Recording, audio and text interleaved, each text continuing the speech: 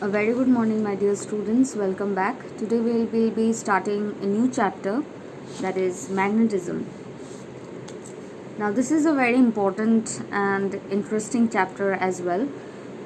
Now, first and foremost, we are going to discuss what do we mean by magnetism.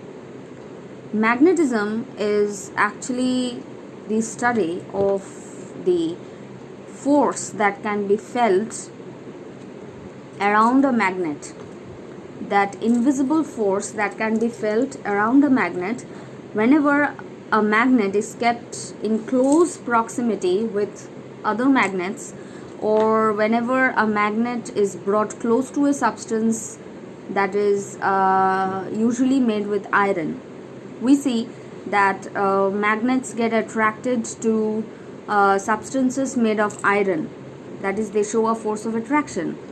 And sometimes we also see that whenever we try to bring two magnets together, sometimes it shows a force of attraction, and sometimes it's in certain regions it shows repulsion, that is, it does not attract, rather it has a tendency to push away the other magnet, not the magnetic substance that is made of iron. So the invisible force around the magnet that is felt is called the magnetic force, and the study of this magnetic force, is called magnetism.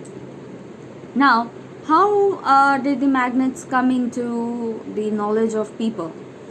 There is a story behind it, though there are not exact stories or exact theory what led to the knowledge of magnets. However, it is known that in Greece, at first, the knowledge of magnets came into being.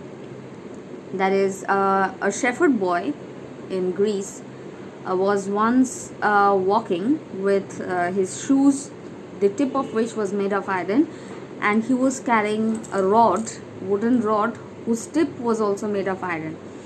Now, when he was walking across the road, he found a rock in which his tip of the shoe and the tip of the rod got attracted. Okay, so that rock was named as magnesia. Now, the substance in that rock which actually attracted the tip of the shoes and the tip of the rod that he was carrying made of iron was named as magnetite. And later, those stones were also called lodestones because they used to lead people. Because later, Chinese people or Chinese experts found that whenever this magnetite, this substance with which the rock is being made, that it shows attraction towards substances made of iron, is being suspended using a thread, it always points in the geographic north-south direction, which was later used by sailors, navigators to find the direction. So thus the stone was named as lodestone. Now, an ancient design of this device which were used by sailors is given in this diagram. It somewhat looks like a spoon. Okay, so nowadays we use magnets in almost all electrical appliances. Some of you may have collected magnets from different gadgets. I have seen many of my students collecting magnets from different gadgets, from remotes, from toy cars, from other broken or non-functional electrical gadgets. So nowadays we use almost magnets in almost all electrical devices. Even the doors of the refrigerators also has magnets, due to which they close. Now, there are certain substances that shows attraction towards magnets. Not all substances shows attraction towards a magnet. Certain substances shows attraction towards magnet. Those substances which show attraction towards magnet are called ferromagnetic or magnetic substances. For example, alloys of iron, that is steel, aluminium, nickel, cobalt. So steel, aluminium, nickel, cobalt, and substances made of iron will always show attraction towards a magnet, and thus these substances are known as ferromagnetic substances or magnetic substances. Now, ferromagnetic came from the term of the Latin word or the Latin name of iron, which you have learned in chemistry, that the Latin name of iron is ferrum. So since all substances made of iron shows attraction towards magnets, so those substances are also called ferromagnetic substances. However, not all magnetic substances are ferromagnetic, because a substance which is an alloy of aluminium, nickel and cobalt also shows attraction towards a magnet, though it does not contain iron. Now, of all the metals, only these metals show attraction towards magnets, and other substances which do not show attraction towards magnets are called the non-magnetic substances. Okay. Now, examples of non-magnetic substances are copper, gold, silver, wood, paper, tin. Okay. Now, the shapes of magnets may be different depending on which we name the magnets. If it is in the shape of a U, we call it a horse-shaped magnet. If it is in the form of rings, ring magnets. If it is in the shape of a rod, we say it bar magnets, like this. Okay. Or if it is in the shape of a cylinder, then we call it a cylindrical magnet. So magnets may differ in their shapes. Okay.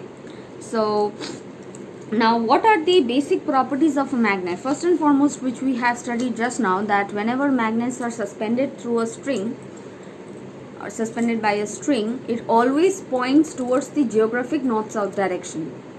So this is the first property of magnet. Second, all magnets will show attraction towards magnetic substances. That is, substances made of iron, aluminium, nickel, cobalt, out of which steel, stainless steel, which is an alloy of iron and carbon, also shows attraction towards magnets. Second is, magnets are bipolar in nature. That is, each magnet has two poles, that is north pole and the south pole. North pole and the south pole. Now suppose you take a bar magnet and you break it. So you may think that that magnet will have just the north pole and the south pole if we break it. However, we find that even if we break the magnet, in the two pieces of the magnets, again the other pole gets created.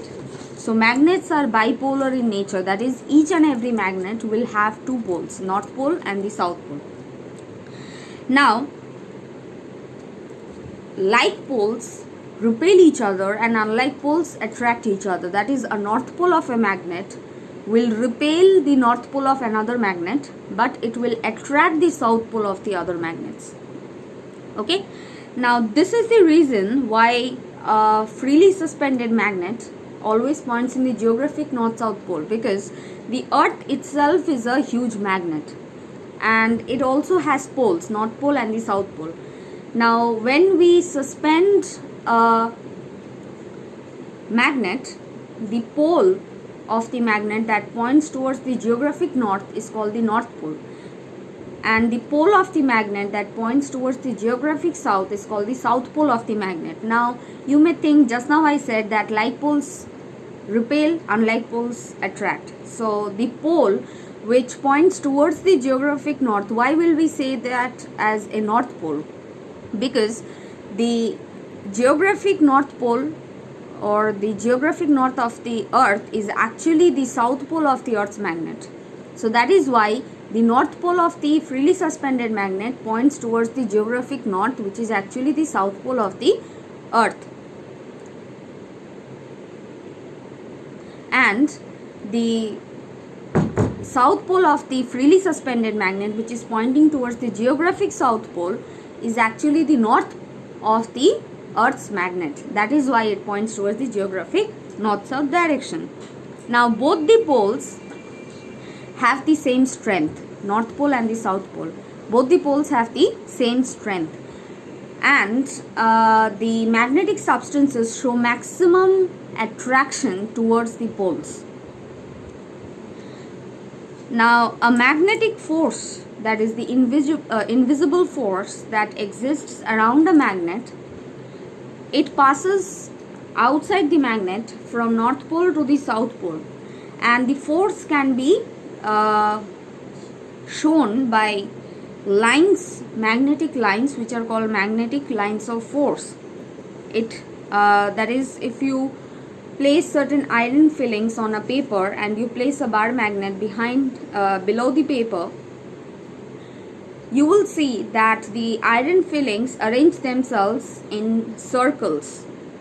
Okay, and those circles are called as the magnetic lines of force. So these are some of the properties that we see in case of magnets. So the field around the magnet or the region around the magnet where the magnetic force can be felt is called the magnetic field. We will be discussing about magnetic field in our next class, but till then you will have to go through till page 87 of your book. Okay, give a thorough reading and learn the properties of magnets, and also, if possible, make a note of it. So this will be all for today's class, children. We will be discussing about magnetic field and some other applications of magnets in our next class. Thank you.